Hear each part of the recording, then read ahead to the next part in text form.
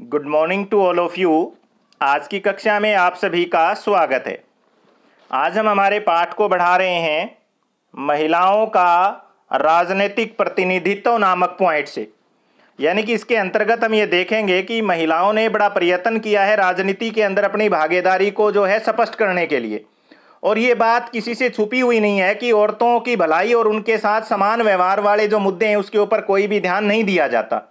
इस कारण क्या हुआ, नारीवादी जो समूह बने, कौन से समूह बने?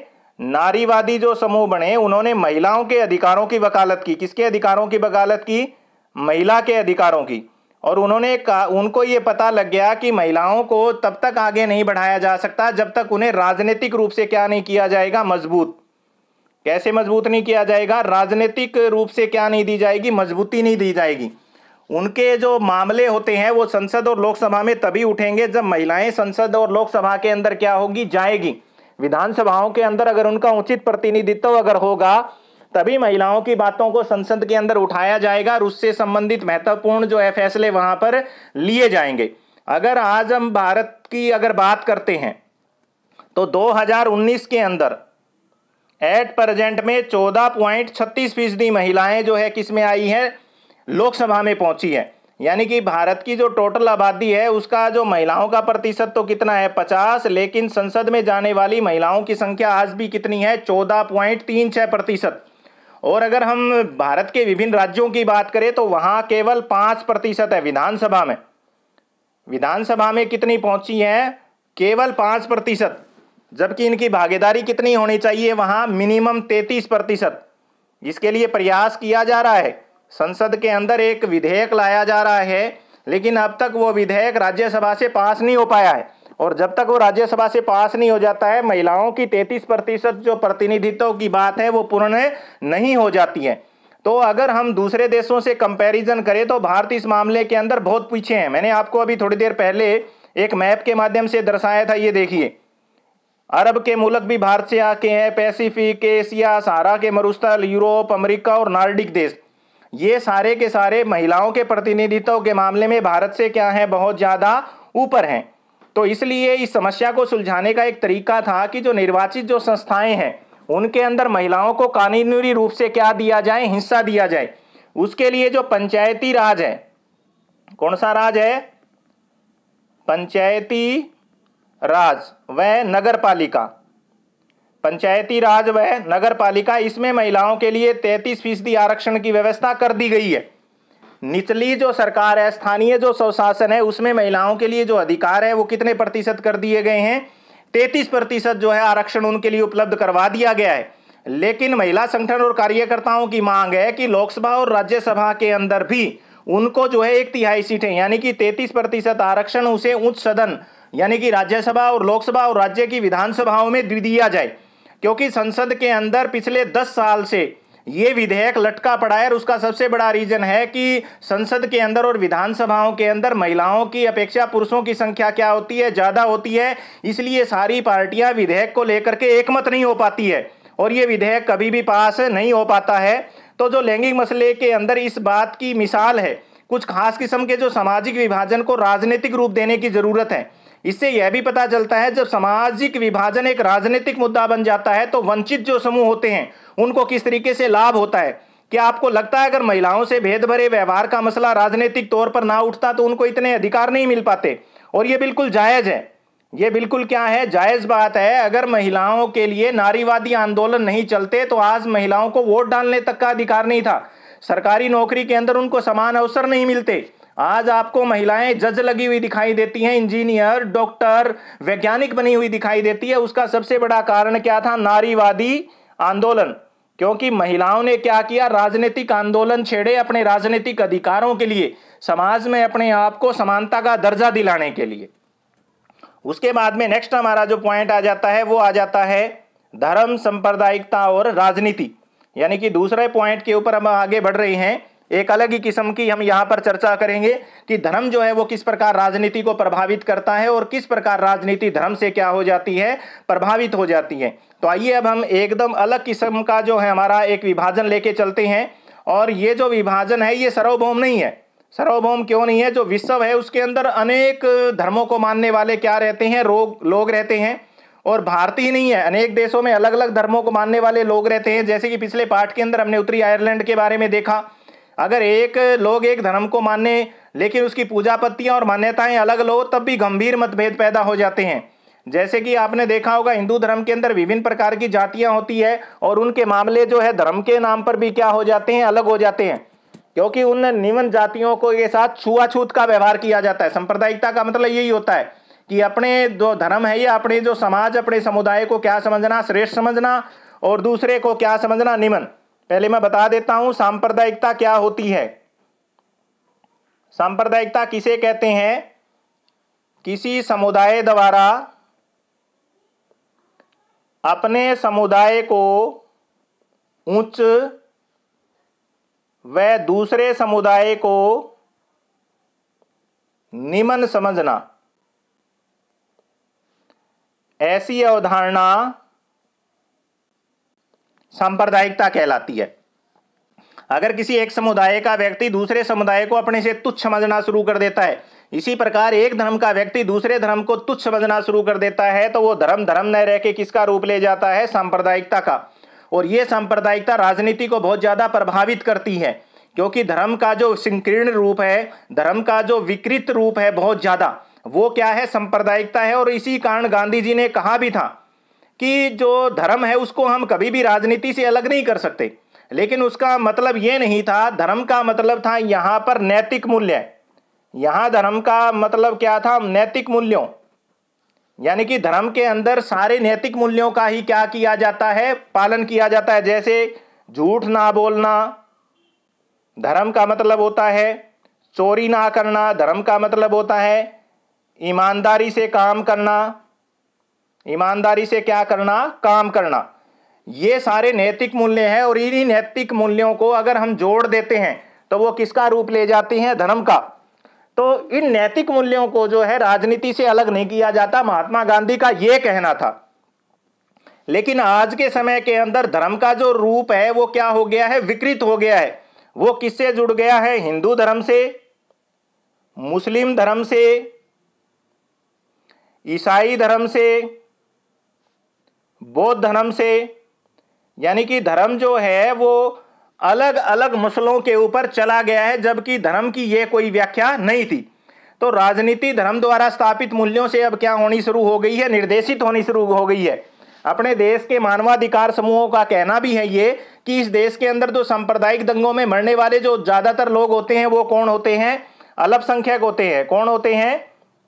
अल्पसंख्यक होते हैं। ये लोग अपने हितों की रक्षा के लिए लड़ाई लड़ते हैं और सरकार जो है इन अल्पसंख्यकों को बचाने के लिए क्या उठाने चाहिए? विशेष कदम। हमने उत्तरी आयरलैंड के अंदर भी देखा था कि किस प्रकार जो है कैथोलिक और प्रोटेस्टेंट जो धर्म है उनके बीच में इतनी बार जो है हिंसा होती थी, जिसके अंदर बहुत अधिक मात्रा में लोग मारे जाते थे। इसी प्रकार महिला आंदोलन का भी कहना था कि धर्म के अंदर वर्णित पारिवारिक कानून, वो जो पारिवारिक जो कानून है वो क्या होते हैं? परिवार के अंदर क्या होते हैं? कुछ एक नियम और कायदे कानून बन जाते हैं। जैसे मैं भी बता देता हूं कि पारिवारिक कानून क्या होते हैं। पारिवारिक कानून, इसमें क्या होता है?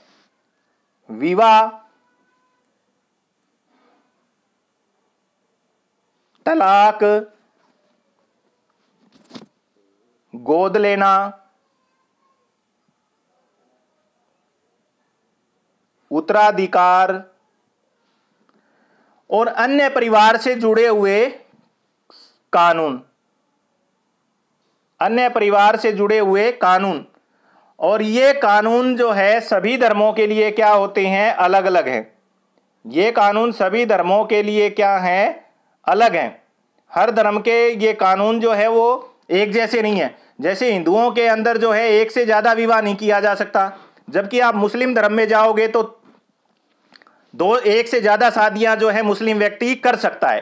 तो इस प्रकार हम कहते हैं जो पारिवारिक जो कानून है इनने महिलाओं से क्या करते हैं? भेदभाव करते हैं। तो जो नारीवादी आंदोलन है उनकी ये मांग है कि सरकार को इन कानूनों को क्या करना चाहिए? समतामूलक बनाना चाहिए, एक समान बनाना चाहिए। महिलाओं के साथ जो है इस प्रकार का अन्याय नहीं किया जाना चाहिए। तो ये सभी मामले धर्म और राजनीति से जुड़े हैं।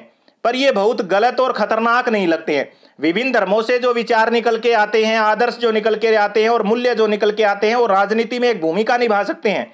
लोगों को एक धार्मिक समुदाय के तौर पर अपनी जरूरतों, अपने हितों और मांगों को राजनीति में उठाने का अधिकार होना चाहिए।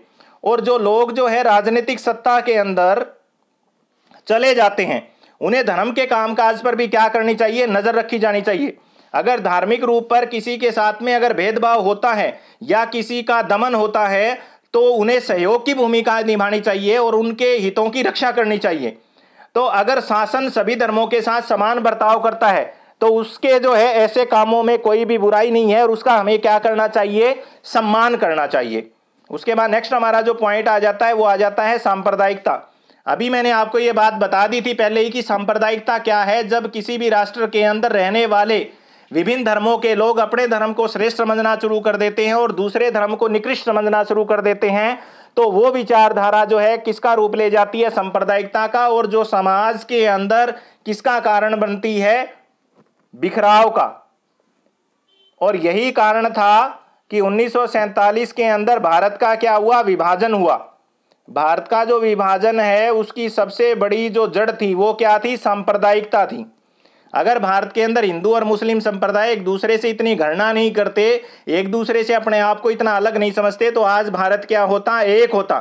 तो इस कारण क्या होता है कि विभिन्न धर्मों के लोग जो होते हैं, उनको मानने वाले जो लोग होते हैं, वो दूसरे धर्म के खिलाफ अपना जो है मोर्चा खोल लेते हैं। और इसी प्रक्रिया में जब राज्य अपनी सत्ता का इस्तेमाल भी किसी एक धर्म के पक्ष में करने लगता है, तो स्थिति और भी क्या हो जाती है, विकट। अगर सरकारें भी किसी एक धर्म का समर्थन करना क्या कर देती है, शुरू कर देती है, तो उससे क्या होगा, धर्म समाज जो है वो बहुत ज्यादा विकृत हो जाएगा। तो सांप्रदायिक जो राजनीति सोच पर आधारित होती है कि धर्म ही सांप्रदायिक जो समुदाय है उसका निर्माण करता है, तो इस मान्यता के लिए अनुकूल सोचना ही क्या है, सांप्रदायिकता है। तो इस सोच के अनुसार एक खास धर्म में आस्था रखने वाले लोग एक ही समुदाय के होते हैं, उनके मौलिक हित भी एक जैसे होते हैं तथा समुदाय के लोगों के आपसी मतभेद सामुदायिक जीवन में कोई अहमियत नहीं रखते। तो यह सोच इस बात में शामिल है कि किसी अलग धर्म को मानने वाले लोग दूसरे समुदाय का हिस्सा नहीं हो सकते हैं। तो जब ऐसी सोच आ जाएगी तो वो किसको जन्म ले लेती है, सांप्रदायिकता को। और ऐसी सोच एक दिन किसका रूप ले जाती है, टकराव का।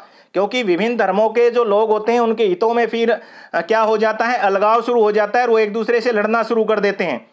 और दूसरे धर्मों के अनुयायी एक ही राष्ट्र में समान नागरिक के तौर पर फिर रह नहीं पाते हैं।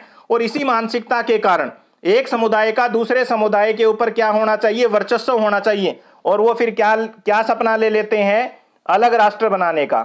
कौन सा सपना आ जाता है उनमें, अलग राष्ट्र बनाने का। क्योंकि उन्हें लगता है कि हम यहाँ पर संख्या में कम है और अगर हम यहाँ रहेंगे तो बहुसंख्यक हमारे हितों की क्या करेंगे, अवहेलना करेंगे। इसलिए क्यों ना हम हमारी संस्कृति, हमारे धर्म के ऊपर आधारित, हमारी वेशभूषा पर, हमारे खान पान पर, हमारे सांस्कृतिक मूल्यों के आधार पर हम कोई अलग राष्ट्र बना ले जहाँ पर हमारे हितों की क्या होगी, सुरक्षा होगी और हमें हमारे हितों की रक्षा करने के लिए कानून बनाने का अधिकार भी क्या होगा, खुद मिलेगा। तो ऐसी विचारधारा किसका रूप ले जाती है, सांप्रदायिकता का। और ये किसी भी देश के समाज के लिए बहुत ज्यादा क्या होती है, घातक होती है।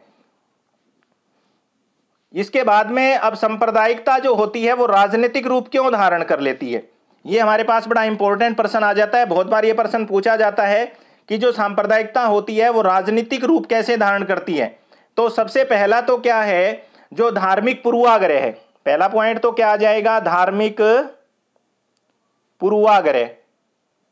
ये पूर्वाग्रह क्या होते हैं, जो धर्म के अंदर प्रचलित पहले की जो किंवदंतियां हैं, पहले की जो आस्थाएं हैं, पहले के जो विचार हैं, पहले की जो मान्यताएं हैं, वो इतनी आम होती है कि अक्सर जो है हम इनके ऊपर ध्यान ही देते, जबकि ये हमारे अंदर ही क्या रहती है, बैठी रहती है। हम पूर्वाग्रहों से, जो पहले के जो विचार है, उन्हीं से प्रभावित होते रहते हैं। दूसरा क्या होता है, राजनीतिक प्रभुत्व। राजनीतिक प्रभुत्व। अब क्या होता है, विभिन्न प्रकार के जो धर्मों के जो दल होते हैं, विभिन्न प्रकार की जो धार्मिक जो समुदाय होते हैं, वो अपने आप को राजनीतिक प्रभुत्व के ऊपर स्थापित करना चाहते हैं। वो चाहते हैं अगर हमने अलग दल बना लिए, अगर हमने अलग राजनीति करनी शुरू कर दी, तो हम राजनीतिक सत्ता को क्या कर लेंगे, प्राप्त कर लेंगे। तो इसलिए अल्पसंख्यक समुदाय के जो लोग हैं उनके अंदर ये बात घर कर जाती है कि अगर हमने राजनीतिक इकाई अपनी अलग बना ली तो ही हम हमारे हितों की क्या कर सकते हैं, प्राप्ति, और राजनीतिक सत्ता तक चले जाएंगे। यानी कि जो राजनीति के अंदर जो प्रभुत्व का जो कारण है वो भी हमें कहां पर लेकर के जाता है, सांप्रदायिकता के विभाजन की ओर लेके जाता है। तीसरा जो हमारे पास जो सबसे महत्वपूर्ण काम होता है वो है धर्मगुरुओं की अपील। यानी कि हम अपने धर्म के अंदर कुछ लोगों को क्या मान लेते हैं, धर्मगुरु मान लेते हैं, और वो लोगों से क्या करते हैं, अपील करते हैं, लोगों के मन में क्या बैठा देते हैं, डर बैठा देते हैं। और वो कहते हैं कि चुनाव के अंदर आपको ये जो लोग होते हैं वो एक ही जाति के वोट के आधार पर अपनी सत्ता को क्या करते हैं, काबिज करते हैं। इसलिए हमें राजनीति के अंदर जो है अपने धर्म का क्या करना चाहिए, वर्चस्व करना चाहिए। इसलिए वो अपने मतदाताओं की भावनाओं को क्या करते हैं, भड़काते हैं और उन्हें स्पेशल किसी एक राजनीतिक दल को वोट करने के लिए क्या करते हैं, प्रेरित करते हैं। इसके अलावा नंबर 4 आ जाएगा हिंसात्मक कार्रवाई। यानी कि बहुत से जो धार्मिक जो समुदाय होते हैं वो जो है राजनीतिक सत्ता हथियाने के लिए देश के अंदर धर्म के आधार पर क्या करवाते हैं, दंगे करवा देते हैं। धर्म के आधार पर क्या करवा देते हैं, दंगे करवा देते हैं। और उसका सबसे भयानक रूप, मैंने जो ये पाठ शुरू हुआ था तभी आपको बता दिया था, भारत का जो विभाजन हुआ था उसका सबसे बड़ा रीजन ही यही था। जो धार्मिक सांप्रदायिकता थी उसी ने भारत को 2 राष्ट्रों में बांटा, एक हिंदू राष्ट्र और दूसरा कौन सा राष्ट्र था हमारे पास, मुस्लिम राष्ट्र। हिंदू राष्ट्र हमारा कौन बना, भारत, और मुस्लिम राष्ट्र हमारा कौन बना, पाकिस्तान। तो ये सारी की सारी जो चीजें हुई भारत के अंदर, उसका सबसे बड़ा कारण था धर्म किसका रूप ले गया था, हिंसात्मक रूप ले गया। धर्म किसका रूप ले गया, हिंसा का रूप ले गया। इस कारण जो है सरकारें मजबूर हो जाती है और उन्हें एक धर्म और दूसरे धर्म की बातों को भी तवज्जो देनी पड़ती है, जो देश के विकास में बहुत ज्यादा क्या होती है, घातक होती है। उसके बाद में नेक्स्ट हमारा जो पॉइंट आता है वो आता है धर्मनिरपेक्ष शासन। धर्मनिरपेक्ष शासन का अर्थ मैं समझा देता हूं। धर्मनिरपेक्ष किसे कहते हैं, जिस देश का अपना कोई धर्म ना हो और वो सभी धर्मों का समान आदर करे, ऐसी अवधारणा को हम क्या कहते हैं, धर्मनिरपेक्षता कहते हैं। यानी कि किसी भी देश के अंदर उस देश की जो सरकार होती है, उस देश की जो सत्ता होती है, वो विभिन्न धर्मों के साथ बिल्कुल क्या ना करे, समान आदर करे, उनके साथ बिल्कुल भी भेदभाव ना करे। अर्थात हम ये कह सकते हैं कि जो धर्मनिरपेक्ष जो शासन होता है उसमें क्या होता है, सबसे पहला तो ये होता है राज्य का कोई धर्म नहीं होता, राज्य का कोई धर्म नहीं, पहली बात। दूसरी महत्वपूर्ण बात क्या होती है, सभी नागरिकों को समान अधिकार, सारे जो नागरिक हैं उनको अधिकार क्या मिलेंगे, समान। तीसरा, धर्म के आधार पर भेदभाव नहीं, यानी कि जो धर्मनिरपेक्ष राज्य होता है उसके अंदर धर्म के आधार पर किसी के साथ कोई भी भेदभाव नहीं किया जाता। तो ऐसे राज्य को, ऐसे शासन को हम क्या कहते हैं, धर्मनिरपेक्ष शासन कहते हैं। इसके अलावा क्या होता है, नंबर 4, छुआछूत अपराध। यानी कि कोई भी व्यक्ति निम्न व्यक्ति के साथ छुआछूत का बर्ताव नहीं कर सकता, कि कोई भी अल्पसंख्यकों के हितों के अंदर दखल अंदाजी नहीं कर सकता, छुआछूत की भी उन्हें कोई भी इजाजत नहीं दी जाती। तो ऐसा जो शासन है वो क्या कहलाता है, धर्मनिरपेक्ष शासन। तो इस हिसाब से अगर हम देखें तो जो धर्मनिरपेक्षता है वो कुछ पार्टी या व्यक्तियों की विचारधारा नहीं है, ये तो पूरे देश की विचारधारा है जिससे संविधान का निर्माण होता है। और जो भारतीय संविधान है उसकी अवधारणा है ये, क्योंकि भारतीय संविधान के अंदर ये स्पष्ट रूप से लिखा गया है कि भारत एक धर्मनिरपेक्ष राज्य है। भारतीय संविधान की जो प्रस्तावना शुरू होती है उस प्रस्तावना के अंदर एक शब्द आता है धर्मनिरपेक्ष। तो इससे क्या होता है, जो सांप्रदायिकता वो भारत के लिए ही खतरा नहीं है, जो सांप्रदायिकता है वो भारत के लिए ही खतरा नहीं है, पूरे विश्व के लिए एक चुनौती है ये। इसलिए धर्मनिरपेक्ष संविधान होना क्या है, बहुत जरूरी है। और अकेले इसी के बूते पर हम सांप्रदायिकता से मुकाबला नहीं कर सकते, हमें अपने दैनिक जीवन में भी जो सांप्रदायिकता के जो पूर्वाग्रह है या जो दुष्प्रचार है उनका मुकाबला करना पड़ेगा। और उसके साथ साथ धर्म पर आधारित जो गोलबंदी है उसका मुकाबला करने के लिए हमें राजनीति करने की क्या होती है, जरूरत होती है। और इसी के आधार पर हम किसी भी देश को क्या बना सकते हैं, धर्मनिरपेक्ष बना सकते हैं। उसके बाद हमारा नेक्स्ट जो पॉइंट आता है वो आता है जाति और राजनीति, और इसके बारे में हम हमारी आगे की कक्षा में अध्ययन करेंगे। Thank you.